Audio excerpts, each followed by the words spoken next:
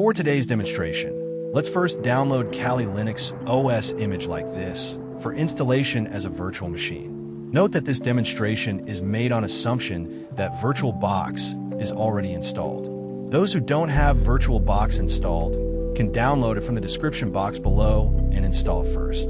The version of VirtualBox downloadable from here is 7.0.18 and can be easily installed as compared to compilation version 7.1 available on official Oracle website.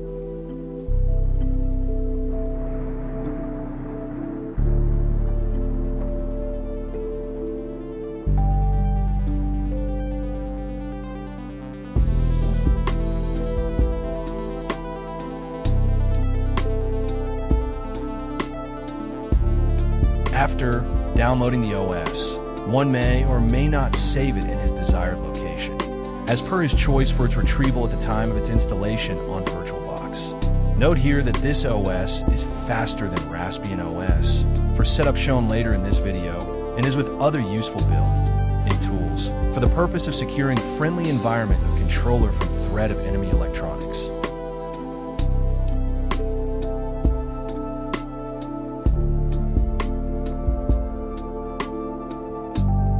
Now, for installation, open VirtualBox and click on New for configuring the virtual machine with the downloaded OS image. The process is shown here in detail.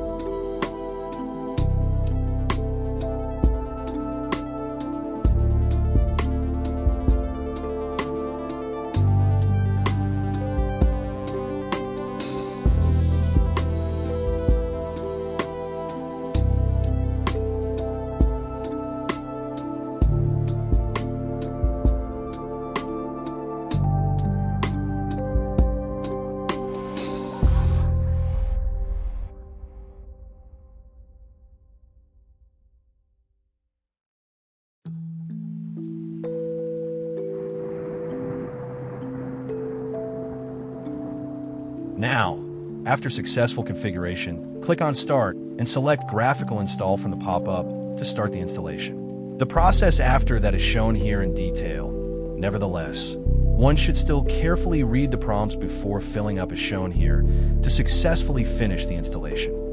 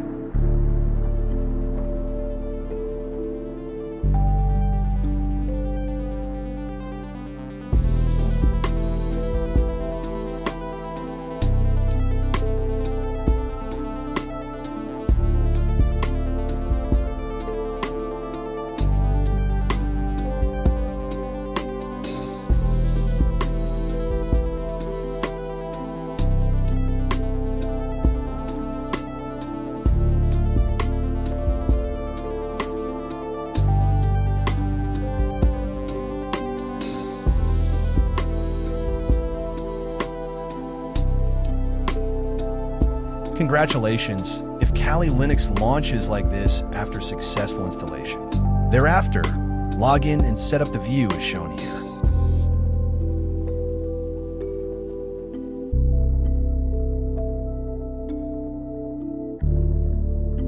If anybody wants, can get to know different options on the OS by moving the cursor around like this. This will give an overview on what is what.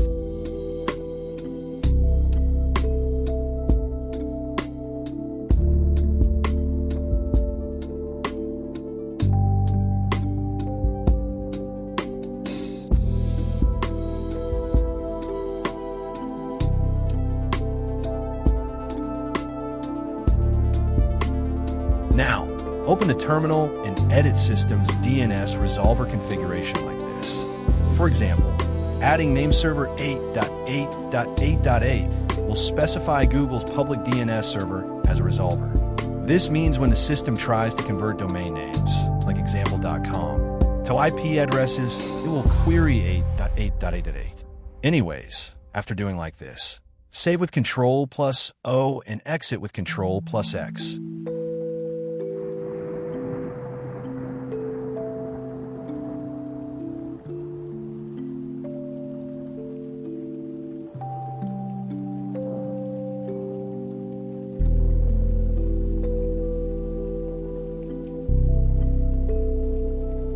Now query the DNS resolver changes like this.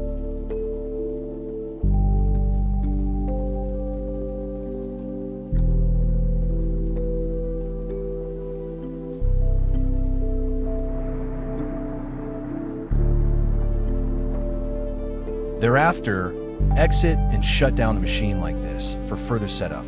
Now, install the VirtualBox extension package like this, so that the virtual machine can read the HackRF 1 plus PortaPack H2 hardware setup via USB cable. Now, before moving ahead, connect the hardwares from the description box as shown in another video by another creator, also available in the description box. In doing so, remember to attach the antenna and USB cable to HackRF 1 and not to attach external battery in this case. Ensure the connection is as shown in the pop-up picture here. Now, on preparing the external hardwares, attach them to the computer with USB and add the device on the VirtualBox settings as shown, then press OK. Unfortunately, the creator here has no such hardware for the other possible and important setup demonstrated next in this video.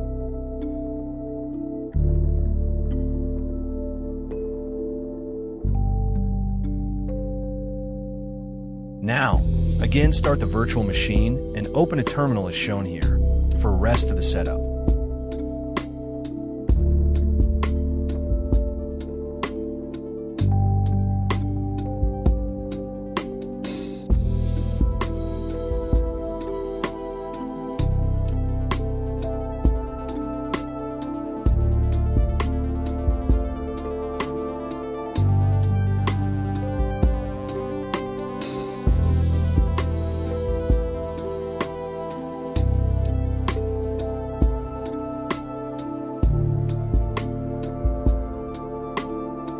Now, update, install primary SDR tools and dependencies, and test HackRF as shown here.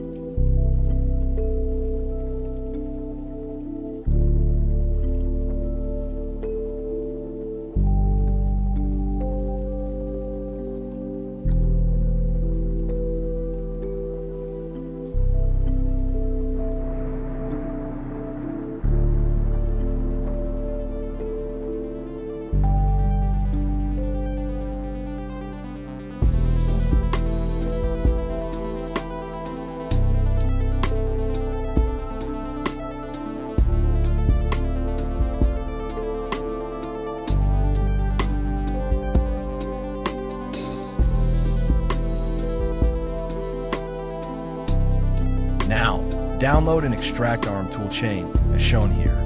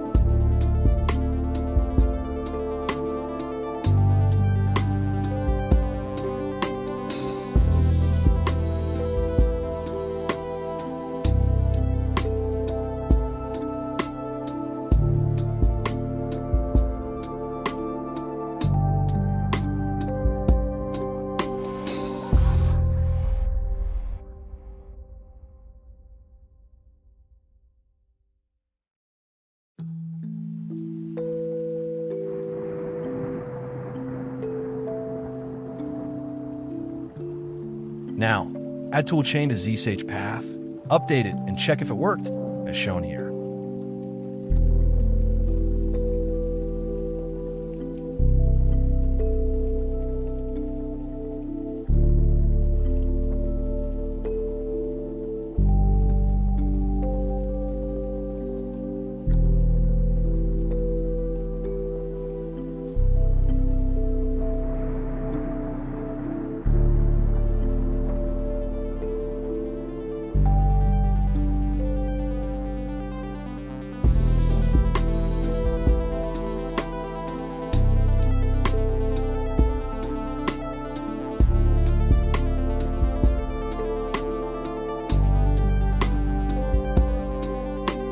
Now, clone PortaPack Mayhem repository, as shown here.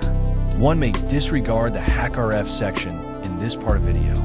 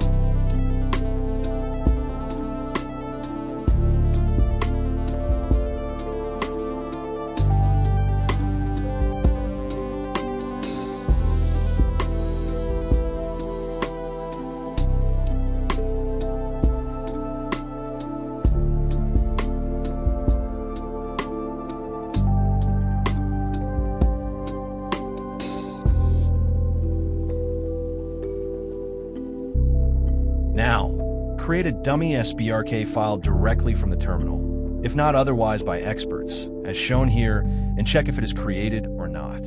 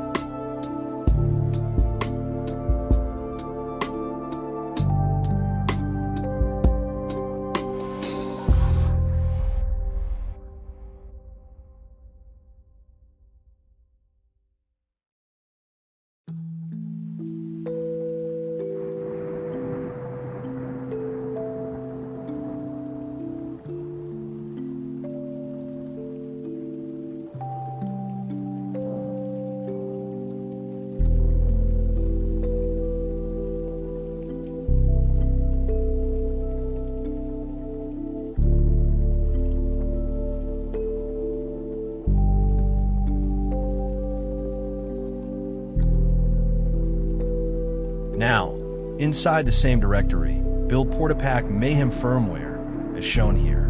Unfortunately, the build shown here could not be accomplished in the first attempt because of need for another dependency missed earlier in this video. So, the creator here went back from the instant directory, installed the required dependency, came back into the required directory, and successfully built it on second attempt.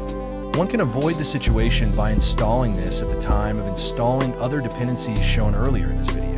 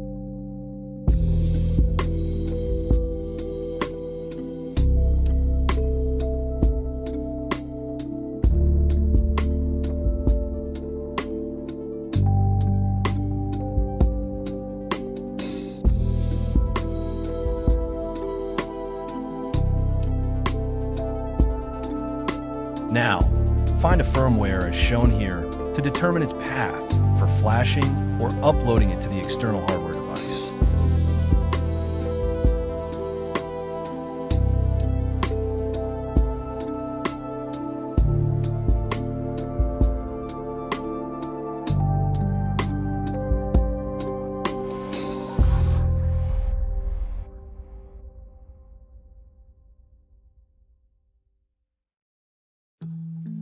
Now, upload the firmware like this shown here and get back for further setup.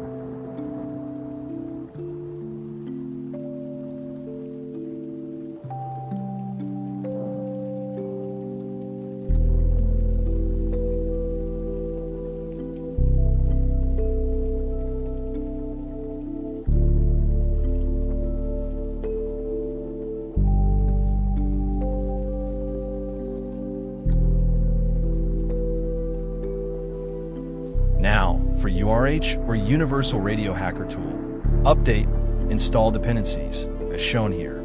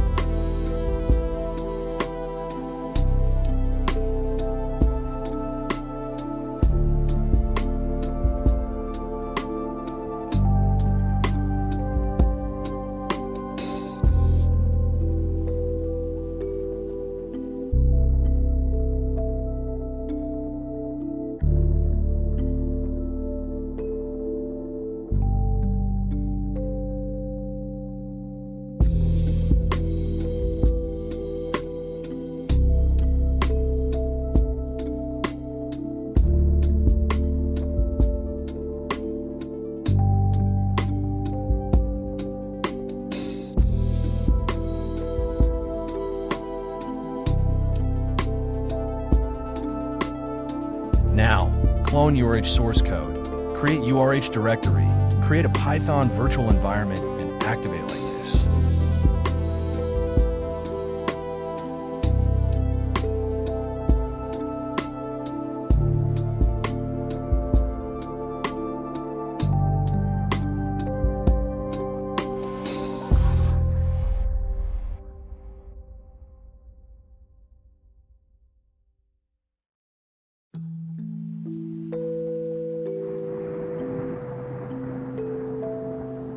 Now, install dependencies required within the virtual environment for URH, as shown here.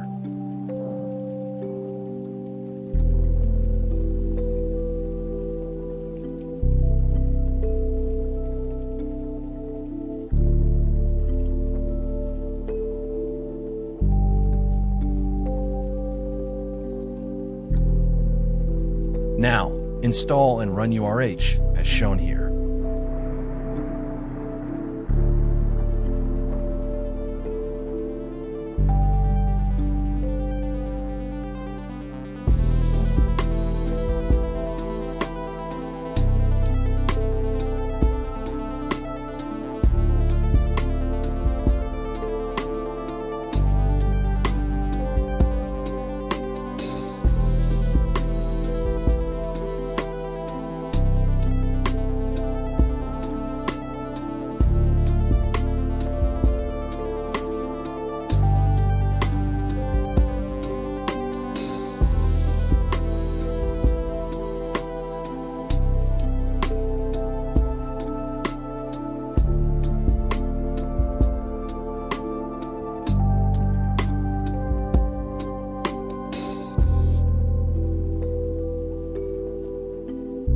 Now, the series of commands shown here are for demonstrating how to launch and deactivate URH home directory under normal circumstances.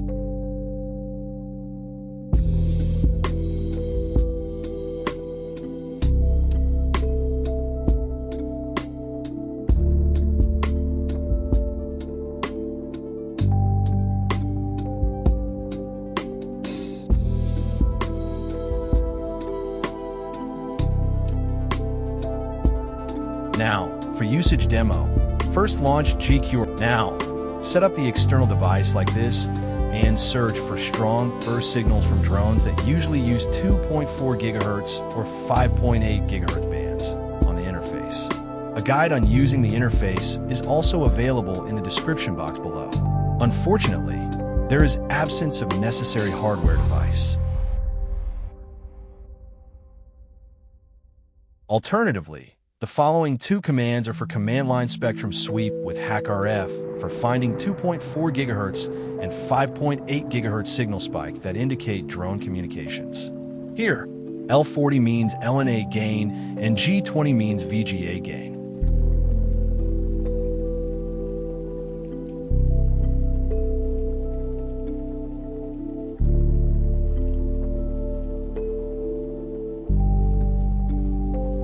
Similarly, the command here is for recording live IQ data for later analysis of RF activity. Here, R is for recording, live_signal.bin is where raw IQ samples to be saved, F245, 000 is the center frequency, B10000000 is the bandwidth, and S20 times 10 to the power of 6 is the sample rate. Now, for analyzing this save file, one needs to go to URH interface like this.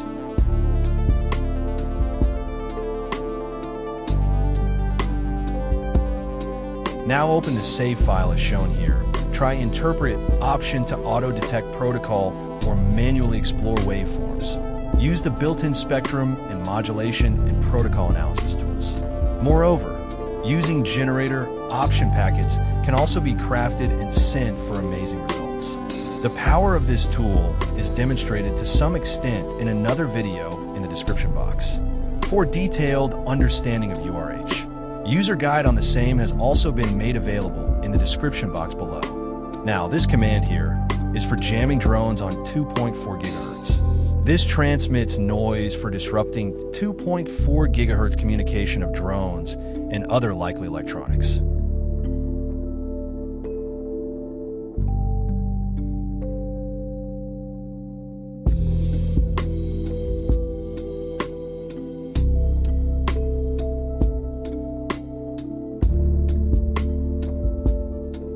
Now, the two commands shown here are for protocol-specific replay attack on drones with the discovered frequency, as shown earlier. This can be aided by crafting and sending custom packets using URH.